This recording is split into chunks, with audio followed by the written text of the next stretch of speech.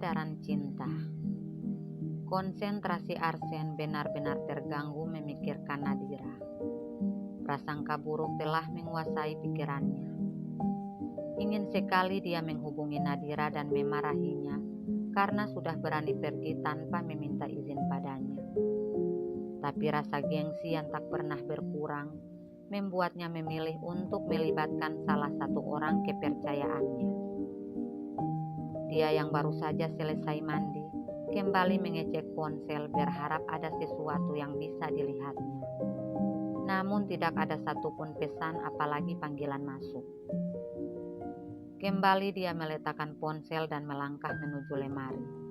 Ternyata di ruang kerja Arsen dilengkapi dengan segala hal yang dibutuhkannya.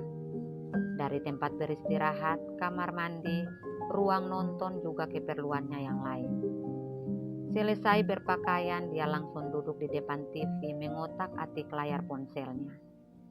Dari ekspresi wajah terlihat jelas kalau dia sangat gelisah. Dan tidak berapa lama, tiba-tiba terdengar ketukan pintu diiringi suara seorang pria. "Masuk," seru Arsen tanpa menatap ke arah pintu. "Pak, aku sudah kembali," ujar Marcel, salah satu orang kepercayaan Arsen setelah berdiri tepat di sampingnya. "Aku tahu, kamu pikir aku buta sampai tidak bisa melihat orang sebesar kamu." Sikap Arsen benar-benar membingungkan Marcel, pria yang hampir setiap hari dimarahinya karena selalu melakukan kesalahan. "Terus apa yang kamu lihat di sana?" tanya Arsen sambil berbalik menatap Marcel dengan tatapan mencari tahu. "Aku melihat suasana kampus masih sangat ramai. Banyak orang berlalu lalang di depannya," jawaban Marcel yang membuat Arsen seketika menarik nafas dalam-dalam. "Selain itu," Arsen kembali bertanya. "Selain itu, ada yang pergi menggunakan mobil, motor, dan ada juga yang sedang mengobrol." Marcel malah tersenyum merasa bangga dengan hasil kerjanya. "Kamu ini bodoh atau bagaimana? Aku tidak menyuruhmu untuk melihat situasi kampus. Mau ramai ataupun sepi itu bukan urusanku." Arsen mulai geram menghadapi Marcel. "Tapi tadi kan Bapak menyuruh aku ke kampus," ujar Marcel yang semakin kebingungan dengan sikap Arsen. "Aku menyuruhmu ke sana untuk mencari tahu istriku, bukan melihat keadaan kampus. Untung saja kamu sudah lama bekerja denganku. Kalau tidak, sudah kukeluarkan otakmu yang bodoh itu." Arsen terlihat benar-benar kesal. "Oh, begitu ya, Pak." Marcel malah berpura-pura bodoh. "Pergi kamu dari sini sebelum kesabaranku habis," seru Arsen, dan Marcel langsung buru-buru pergi meninggalkannya seorang diri. Karena sudah tidak ada pilihan lain, Arsen pun memutuskan untuk menghubungi Nadira. Dan betapa terkejutnya dia mendengar suara seorang pria dari balik telepon. Dengan suara keras, dia langsung berteriak menanyakan orang yang ada di balik telepon. "Siapa kamu? Mengapa ponsel istriku bisa ada sama kamu?" "Maaf, Pak, saya dosen dari mahasiswi yang punya ponsel," jawab pria di balik telepon. "Kalau kamu dosen, apa hak kamu memegang ponsel orang?" Arsen benar-benar tak bisa berpikir jernih. Dan saat itu juga terdengar obrolan pria di balik telepon bersama Nadira. "Nadira, ini ponsel kamu. Tadi saya temukan di tempat duduk kamu. Dan ini ada orang yang telepon. Katanya suami kamu. Dia marah karena saya yang menjawabnya. Saya tidak menyangka ternyata kamu sudah menikah," ujar pria di balik telepon yang didengar langsung oleh Arsen. "Oh iya, makasih Pak. Kebetulan saya sedang mencarinya." "Sekali lagi makasih ya Pak," jawab Nadira dengan sangat sopan.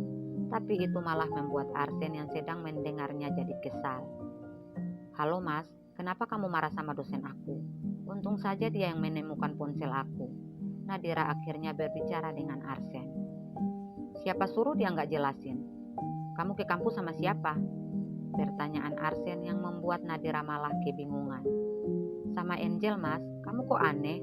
Gak biasa kamu seperti ini," tanya balik Nadira yang membuat Arsen jadi salah tingkah. "Ya nggak apa-apa, aku hanya ingin tahu kamu di mana. Biar kalau ditanya paman, aku bisa menjawabnya." "Ya sudah kalau gitu." Arsen malah beralasan dan ingin mengakhiri pembicaraan. "Mas, bisa nggak kamu jemput aku? Soalnya Angel sudah pergi sama pacarnya, tanya Nadira ragu-ragu. Tunggu aku di depan kampus, aku berangkat sekarang, jawab Arsen dan langsung memutuskan sambungan telepon. Dalam perjalanan menuju kampus, Arsen mulai kebingungan dengan sikapnya, juga perasaannya yang selalu gelisah memikirkan Nadira. Karena sejak kejadian tadi malam, dia terus membayangi keindahan tubuh Nadira yang dilihatnya secara nyata, tanpa berbalut sehelai benang pun. Keinginan untuk mengulangi apa yang terjadi semalam benar-benar menyiksa batinnya. Sepertinya aku mulai jatuh cinta padanya. Tapi mengapa semua ini terjadi setelah aku melakukan itu dengannya? Bisa celaka aku kalau seperti ini. Tidak mungkin aku harus memaksakan keinginanku ini padanya. Setiap kali aku menginginkannya, dia pasti tidak sanggup melayaniku setiap saat. Arsen berkata-kata sendirian dengan suasana hati yang semakin kacau. Nadira melangkah keluar dari gedung kampus dengan senyum manis terpancar di wajah cantiknya. Dia benar-benar bahagia karena akan dijemput oleh Arsen. Dan tanpa disadarinya, ada beberapa orang pria tampan mahasiswa senior yang sedang memperhatikannya. Dan tidak berapa lama dia pun didekati oleh seorang wanita yang dikenal sebagai cewek terpopuler di kampus itu, juga beberapa orang temannya. Kamu jangan sok cantik. Walaupun mereka menatapmu, mereka tidak akan pernah jatuh cinta padamu. Karena mereka sudah punya kekasih, dan kita-kita adalah kekasih mereka. Dengan angkuhnya wanita itu berkata. Ada apa ya kak? Tiba-tiba muncul Angel.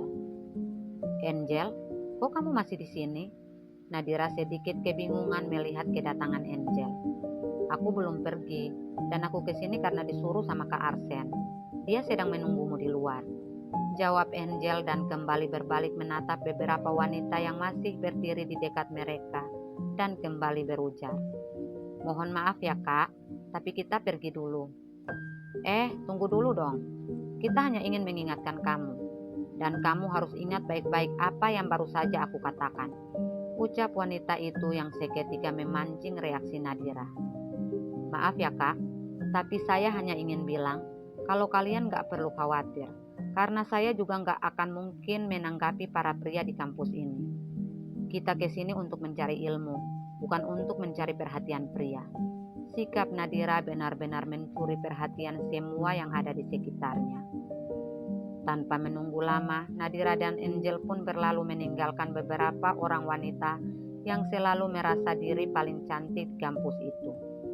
Betapa malunya mereka karena tidak secara langsung dijatuhkan oleh Nadira, mahasiswi baru yang pada kenyataannya memang lebih cantik dan menarik dibandingkan mereka. Sombong banget wanita itu, mahasiswi baru saja belagu, ucap Tina wanita yang menjadi ketua geng mereka. Tapi dia memang sangat cantik dan bentuk tubuhnya sangat menggoda. Jadi kita harus perlu hati-hati sama cowok-cowok kita, karena tidak ada pria yang bisa menutup mata saat melihat wanita seperti dia, sambung Maya salah satu di antara mereka. Kita harus mencari tahu tentang wanita itu, karena biasanya yang sering belagu seperti itu orang-orang dari kalangan rakyat jelata. Dia harus dipermalukan biar kapok, ujar Sarah teman mereka yang lain.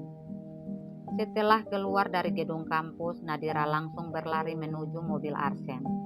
Sementara Angel yang sudah berdiri bersama kekasihnya hanya menatapnya sembari melambaikan tangan. Tapi anehnya, dia seketika berdiri tegak di samping mobil Arsen sambil mengembangkan senyum genit yang membuat pria kaku itu malah menatapnya bingung sembari bertanya. Mengapa kamu gak masuk? Ayo masuk. Mas, ayo dong bukakan pintu. Aku kan mau diperhatiin sebagai seorang istri. Permintaan Nadira yang membuat Arsen semakin tidak mengerti dengan sikapnya. Apa yang terjadi denganmu? Mengapa kamu tiba-tiba bersikap manja seperti ini? Ayo masuk, aku gak suka berlama-lama di tempat keramaian seperti ini. Arsen malah bersikap dingin. Suami macam apa kamu ini? Gak ada perhatiannya sama sekali. Nadira akhirnya masuk ke dalam mobil sambil bergerutu. Dengan segera Arsen langsung melajukan mobilnya tanpa mempedulikan Nadira yang sepertinya merajuk karena kemauannya tidak dituruti.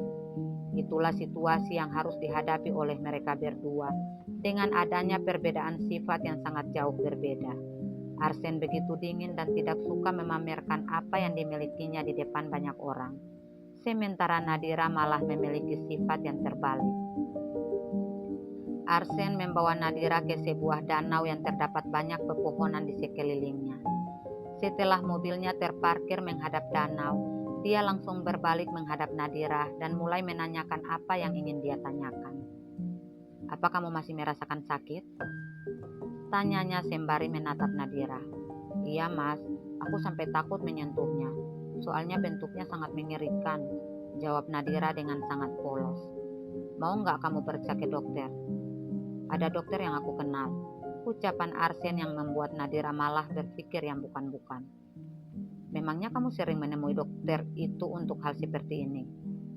Berarti kamu sudah sering melakukan hal itu." Tatapan Nadira menunjukkan kecurigaan besar. "Aku nggak pernah menemui dokter untuk hal semacam ini, walaupun aku pernah melakukan hal seperti itu sebelum bertemu denganmu." Arsen memilih untuk jujur terhadap Nadira tentang dirinya, tapi kejujurannya itu malah membuat Nadira kecewa. "Aku nggak mau menemui dokter, biarkan saja seperti ini, nanti juga akan sembuh," ucap Nadira sembari membuang muka dari arah Arsen. "Aku nggak menyangka, ternyata semua pria nggak ada bedanya.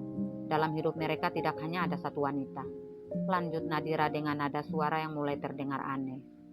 Nadira yang memang belum dewasa dalam menyikapi hidup, merasa sangat tak adil dengan apa yang diketahuinya.